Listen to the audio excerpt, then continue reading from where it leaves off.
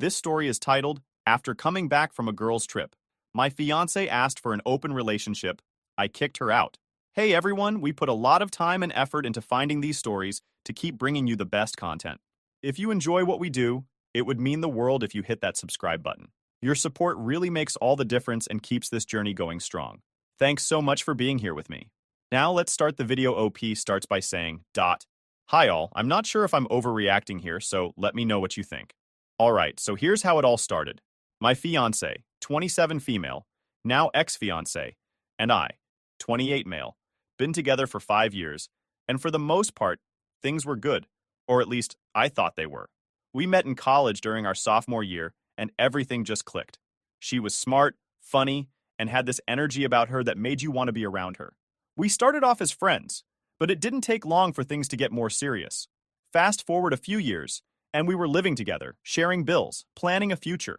Getting engaged felt like the natural next step, and when I proposed last year, she said yes without hesitation. We'd even started talking about buying a house and having kids someday. That's what made this whole situation so hard to process. I wasn't just losing my fiance, I was losing the life we'd been building together. Just got back from this big girls' trip with her friends.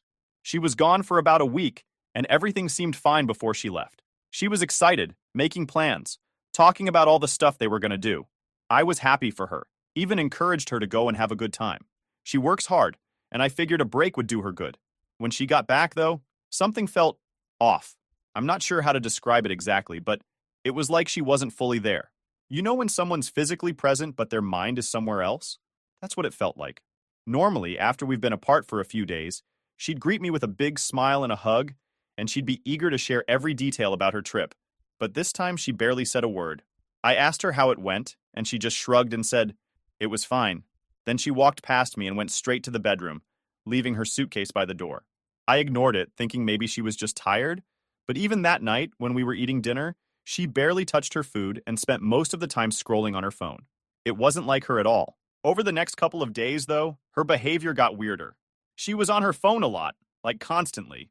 She'd never been the type to obsess over her phone before, so that stood out to me. Then there was the way she started acting around me.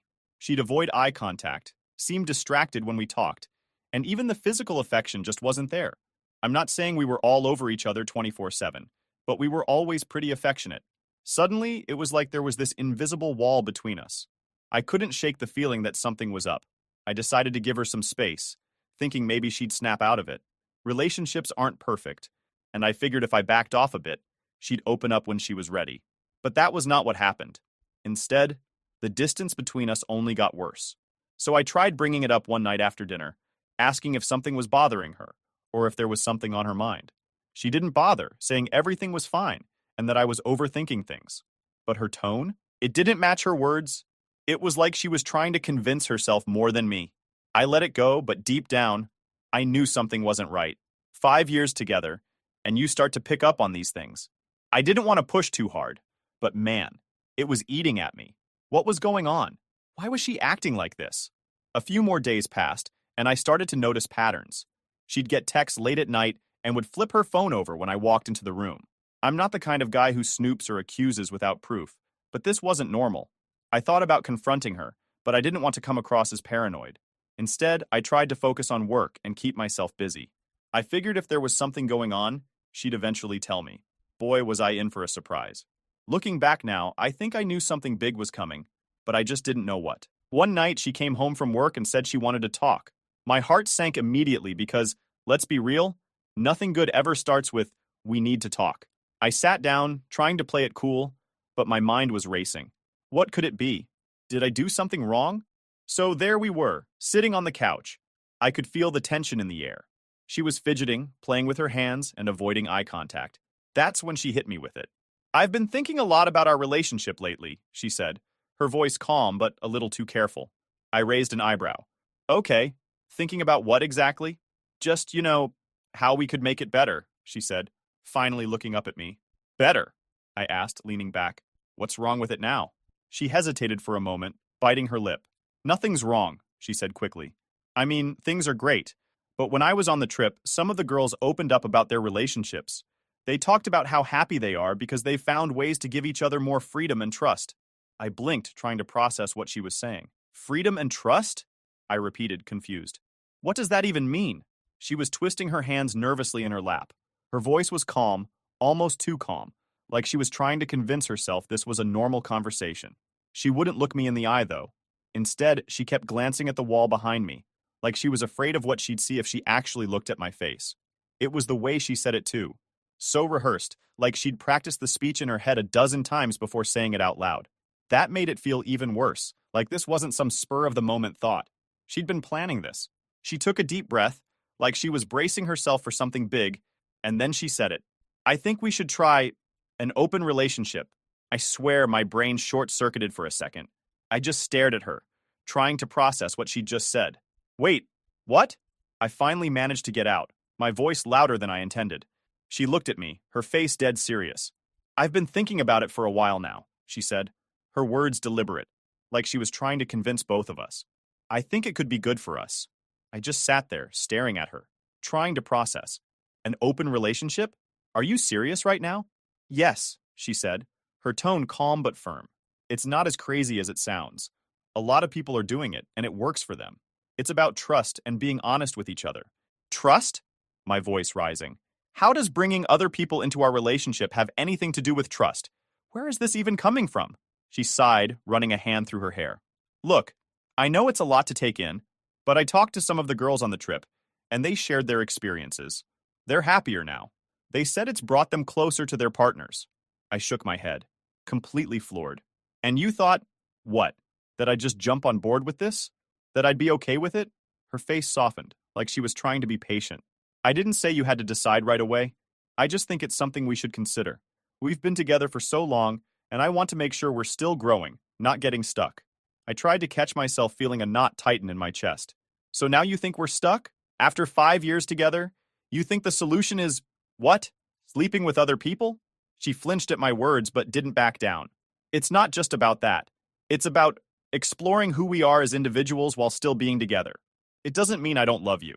Meanwhile, I'm sitting there feeling miserable. I couldn't believe what I was hearing. 5 years.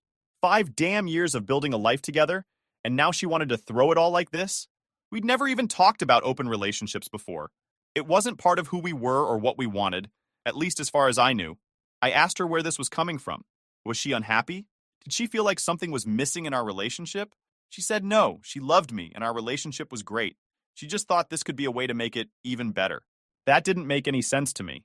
If things were great, why would she want to mess with them? I told her that, and her response was, it's not messing with it. It's evolving it. I'm not gonna lie, that pissed me off. Evolving?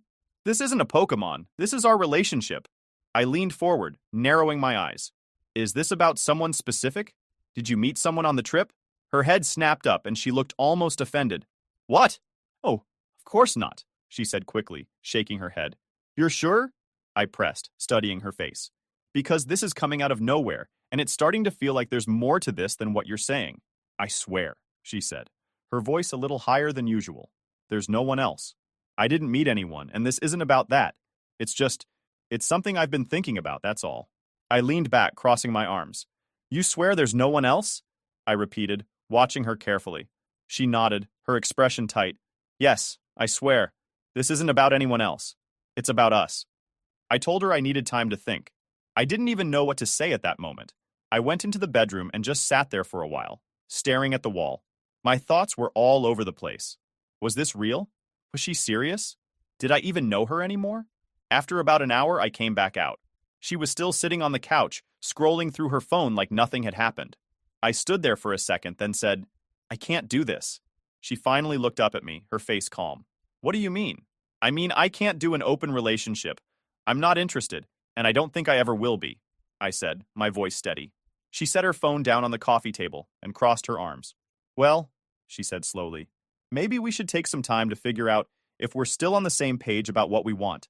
That was it for me. I stared at her, trying to process how she could be so casual about this. 5 years, I said, my voice shaking slightly.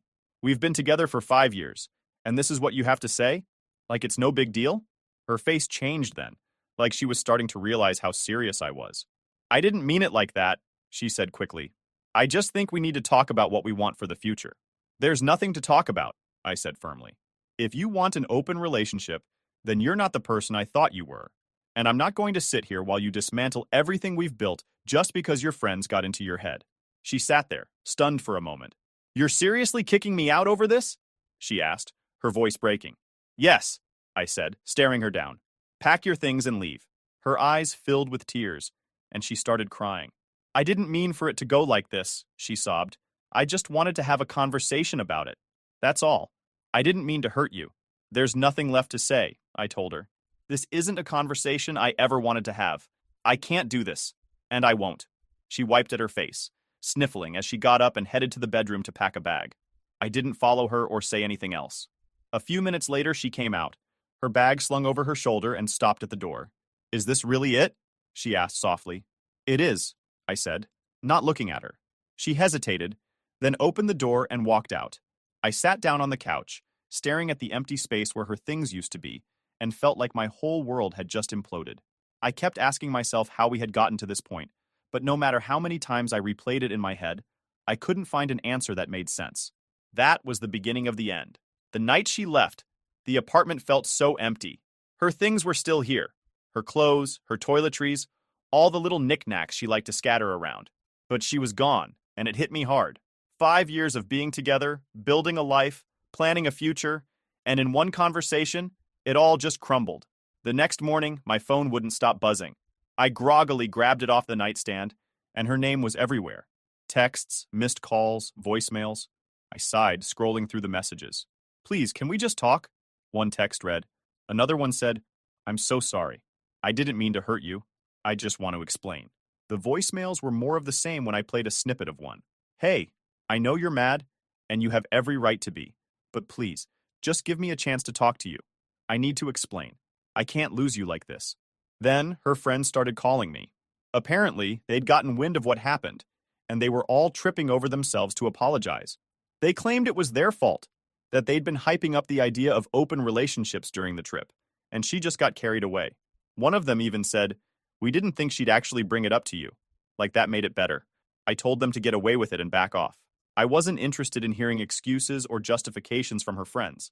What pissed me off the most was that she let them influence her like that. If she was so easily swayed by her friends, what else could they talk her into? My family was furious when I told them. My mom kept saying, you dodged a bullet. My dad, who doesn't usually get involved in my personal life, said I did the right thing by standing my ground. That support meant a lot because I was already second-guessing myself. Her family, on the other hand, was a different story. Her mom called me saying I should give her another chance and that she was just confused. Her dad tried to guilt me saying, you're throwing away a beautiful relationship over a misunderstanding. Misunderstanding? She asked to sleep with other people, bluntly. How is that a misunderstanding? The worst part, though, was some of our mutual friends. A couple of them tried to make me feel like I'd overreacted. One even said, she was just being honest about what she wants. Isn't that a good thing? Yeah, honesty is great, but there's a difference between being honest and blindsiding your fiancé with something that completely goes against everything you've built together.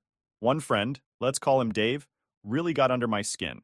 He kept telling me I was being old-fashioned and that I needed to be more open-minded. He even said, it's 2024, man. Relationships aren't black and white anymore. I couldn't believe he was defending her, especially since he'd seen what I was going through. Then there was Anna, one of her closer friends, who let it slip that my ex had been talking about the idea of an open relationship before the trip.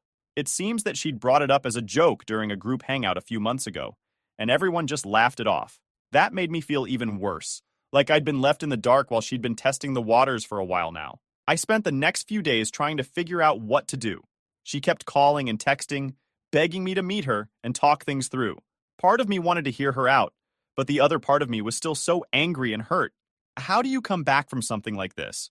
How do you trust someone who can so casually throw a grenade into your relationship? For a few days, I felt stuck in this weird limbo. On one hand, I didn't want to see her or hear her excuses. On the other hand, the idea of not getting any answers was eating away at me. What if there was more to the story? What if she'd been lying about everything, even before the open relationship thing? I remember pacing back and forth in my living room one night, going over it in my head. I even considered calling her, but every time I picked up my phone, I stopped myself. In the end, it was a couple of close friends who convinced me to meet her. You need closure, one of them said. Otherwise, this will keep eating at you. And as much as I didn't want to admit it, they were right. Eventually, I decided I needed closure. I agreed to meet her, mostly because I wanted to see if she'd come clean about what was really going on. Something was telling me there was more to the story, and I needed answers. We set up a time to meet at a cafe. I wasn't sure what I was hoping for. Maybe some kind of explanation that made sense, or at least an apology that felt genuine.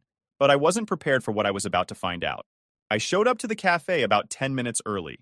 I wanted to get there first, find a spot, and mentally prepare myself for whatever she was going to say. I was nervous, but mostly I just wanted it over with. She walked in right on time, looking like she hadn't slept much. Her hair was a little messy, her makeup was minimal, and she looked stressed. I'll admit, a small part of me felt bad for her, but I reminded myself why we were there. She sat down across from me, and for a few seconds, we just stared at each other. Then, she started talking. She apologized right away, saying she'd handled everything wrong and never meant to hurt me. She said the idea of an open relationship wasn't something she'd been planning for a long time. It was something her friends brought up during the trip, and she got caught up in their excitement. She claimed it was just a what-if scenario, something she thought we could talk about, not something she was serious about pursuing. I never wanted to hurt you, she kept saying. I just wanted to explore the idea together. I told her that if she really valued our relationship, she wouldn't have dropped something like that on me out of nowhere.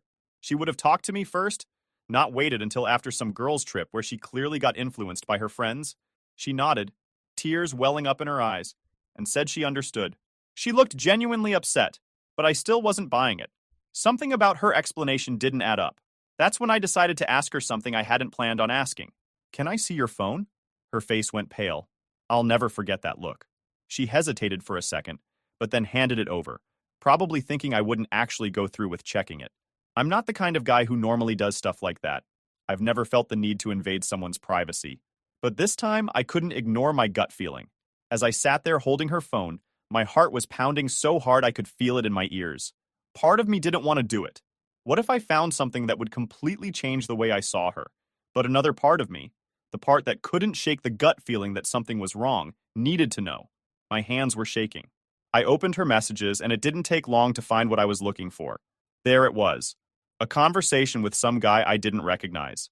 They'd been chatting for a while, and from what I read, it was clear this wasn't just friendly banter. There were flirty messages, late-night texts, and even a couple of suggestive comments about seeing where things go. The first message that caught my eye was from some guy I didn't recognize. They'd been chatting back and forth, and it wasn't just friendly small talk. His messages were flirty, calling her things like babe and cutie, and she wasn't shutting it down. Instead, she was encouraging it, responding with laughing emojis and saying things like, "You're too much," one message from him said. "Can't wait to see you again." I was disgusted. That's all I needed to see. This wasn't just her thinking about an open relationship. She'd already started exploring it. I put the phone down and looked at her. She was already crying, mumbling something about how it wasn't what it looked like and that it was just talking. I told her to stop. There was no point in lying anymore.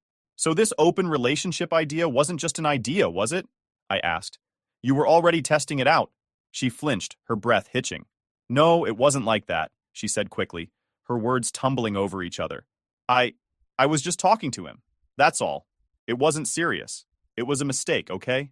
A stupid mistake." "A mistake?" My voice rising.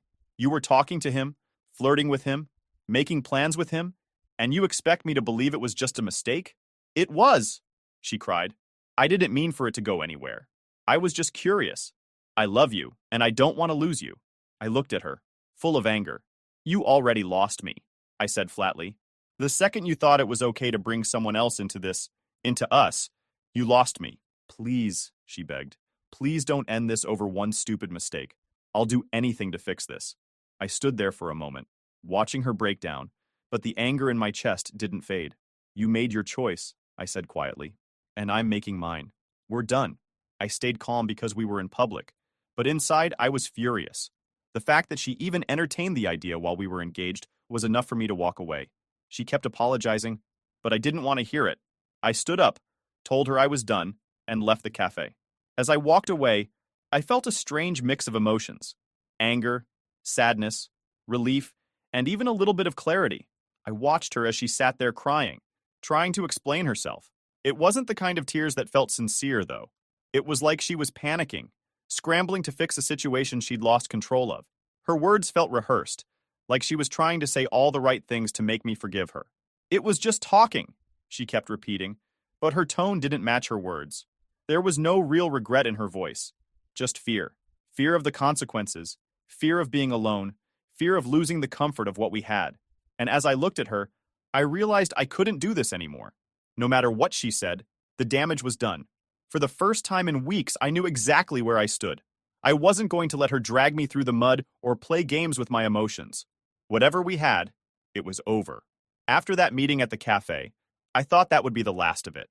I blocked her number that same night and deleted her from every social media platform. I didn't want to see her, hear from her, or even know what she was doing. I was done. For a few days, I had peace. She didn't try to reach out, and I finally started to feel like I could move on. Then, out of nowhere, our mutual friends started texting me.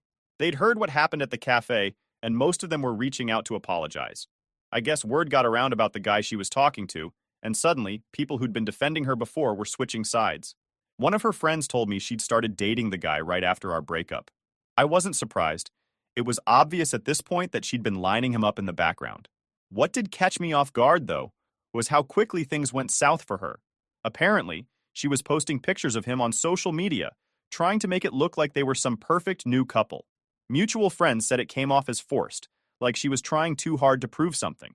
One of her captions was something like, "When you find someone who truly understands you," which felt like a dig at me. But the funny thing was, people weren't buying it. A couple of friends even told me she blocked them after they called her out for moving on so fast. Then, just a week later, the posts stopped. No more pictures, no more cute captions, just radio silence. That's when word started spreading that he'd ghosted her, and she was losing it. She was telling people how he led her on and used her, but honestly, I wasn't surprised. It was like karma showed up to collect, and she had no idea how to handle it. When I heard about this, I didn't feel bad for her. Call it petty, but it felt like karma doing its thing. You can't treat people the way she treated me and expect everything to work out perfectly. Life doesn't work like that. Some of our mutual friends started cutting ties with her after that. They said she'd been acting toxic, spreading lies about me, and playing the victim. She was telling people I was manipulative and didn't value her, which was complete BS. Luckily, most of our friends saw through it, especially when they found out she'd hooked up with someone else literally the day after our breakup. It's wild how quickly people turn when the truth comes out. A couple of the same friends who'd told me I'd overreacted were now apologizing left and right. They admitted they were wrong to doubt me and said they didn't realize how messed up the situation really was. I told them it was fine, but honestly, it felt good to have their support again. As for her, she tried calling me from different numbers after I blocked her. I guess when the guy ghosted her, she started rethinking things and decided she wanted me back. She left me a voicemail saying she was ready to work things out and that she realized how much she loved me. I didn't respond. I didn't even think about responding. By then, I was completely over it. The person I thought she was and the person she turned out to be were two very different people, and there was no going back. After everything that went down, cutting ties wasn't just about technology.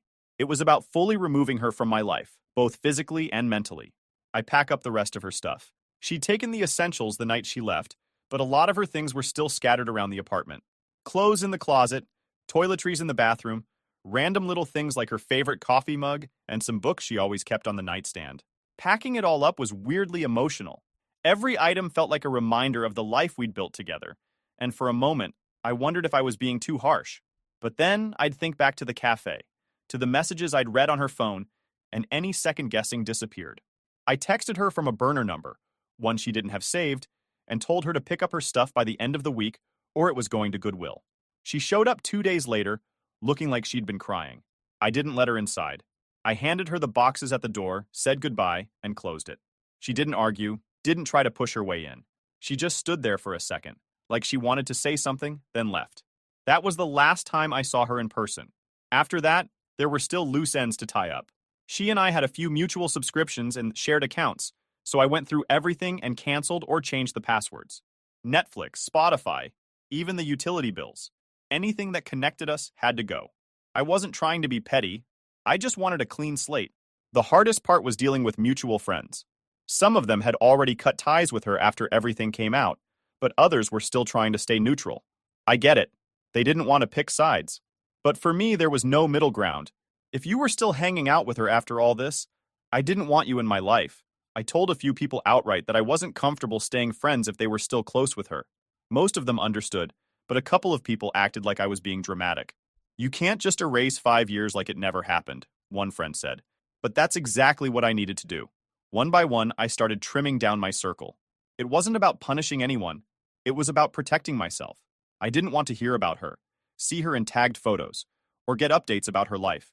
A few weeks later, I heard from a mutual friend that she was still talking about me, spinning stories to make herself look like the victim. She told people I'd overreacted and humiliated her, conveniently leaving out the part where she was already talking to another guy. I let it roll off my back. I wasn't interested in clearing my name or setting the record straight. The people who mattered already knew the truth, and anyone else? Well, they could believe whatever they wanted. Eventually, the noise died down.